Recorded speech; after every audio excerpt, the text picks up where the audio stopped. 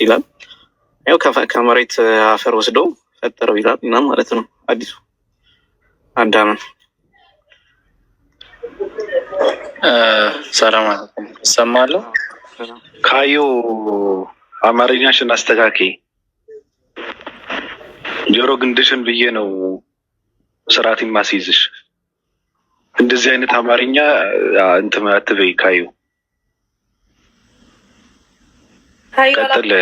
እንደ ዛሬ ማን ይሰማታል? ብታፈነድድ እግዚአብሔር የሚባለው ስለማይሰማት እኮ ነው። ብሶቷን እዚህ ጋር መጣት እንትን ትለዋለች እንዴ?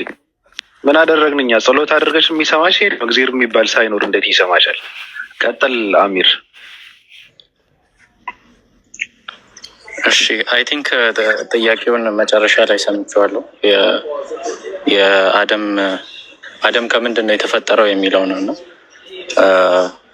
አደም ከምንድን ነው የተፈጠረው የሚለውን አለ። ኦኬ አንዴ ቀሽ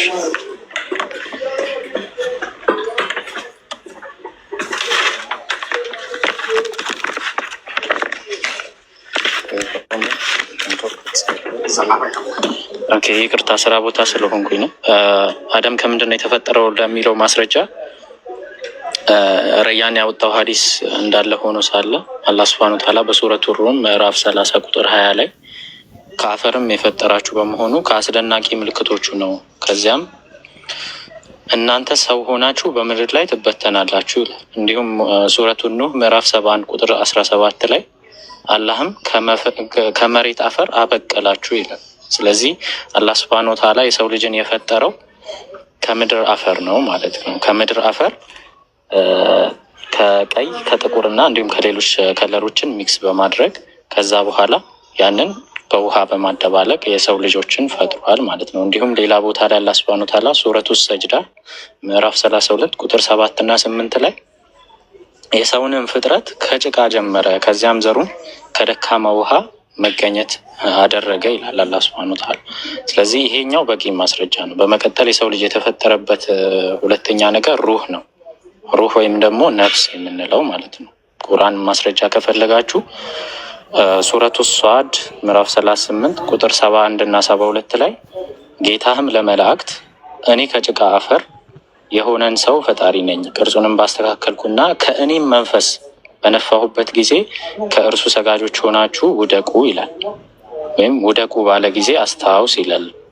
እንዲሁም ሌላ ቦታ ላይ ሱረቱል ኢስራ ምዕራፍ 17 ቁጥር 85 ላይ ስለ ነፍስም ይጠይቁሃል፣ ነፍስ የጌታዬ ትእዛዝ ናት፣ ከእውቀትም ጥቂት እንጂ አልተሰጣችሁም በላቸው ይላል። ስለዚህ የሰው ልጆች የተፈጠሩበት አንደኛ ከምድር አፈር ነው። ከተለያዩ ከለሮች ላይ በቁርአን ማስረጃ ሰጥቻቸዋለሁ።